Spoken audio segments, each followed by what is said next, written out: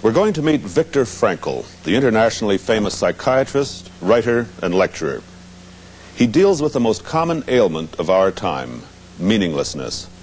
The survivor of 4 concentration camps, Viktor Frankl speaks from a profound understanding of man. He says life does have meaning in any and all circumstances. We can learn from Auschwitz, he says. From the Holocaust comes a message of hope. The lesson one could learn in Auschwitz and in other concentration camps in the final analysis was those who were oriented toward a meaning to be fulfilled by them in the future were most likely to survive. And this has been confirmed afterwards by American Navy and Army psychiatrists in Japanese prisoner of war camps, in North Korean prisoner of war camps, recently in North Vietnamese prisoner of war camps. The orientation toward a future, toward a task, a personal task, waiting for them to be fulfilled in their future, or another person whom they were loving, to be met again, to be reunited with them again in the future. This was what was decisively upholding these people. So the orientation beyond oneself, you see, the question was not just survival, but there had to be a why of survival. The question was survival for what? Unless there was something or someone, a person or a cause, for whose sake to survive, there was survival scarcely possible.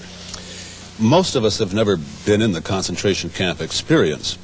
We've never had to go through that horror and tragedy, and so one would think that today it would be easier to find meaning in life. And yet, I sense that it's more difficult in a sense today than it was in years past. Do you think that? You are absolutely right. Well, why is that? Because we are living in a society, either in terms of an affluent society or in terms of a welfare state. These types of societies virtually, or at least they are out, virtually to satisfy and gratify each and every human need.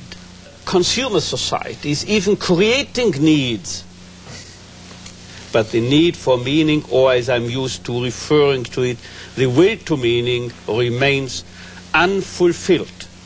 It's what I'm used to calling recently the unheard cry for meaning. You scarcely will find any reference to what is the most fundamental and basic concern of man. Neither pleasure nor happiness, nor power or prestige, but originally and basically his wish, his desire to find and fulfill a meaning in his life, or for that matter, in each single life situation confronting him. And if there is a meaning to fulfill, if he's aware, if he becomes cognizant of such a meaning, then he's ready to suffer, he's ready to offer sacrifices, he's ready to undergo tension, stress, and so forth, without any harm being done to his health. But if there is no meaning available, no meaning in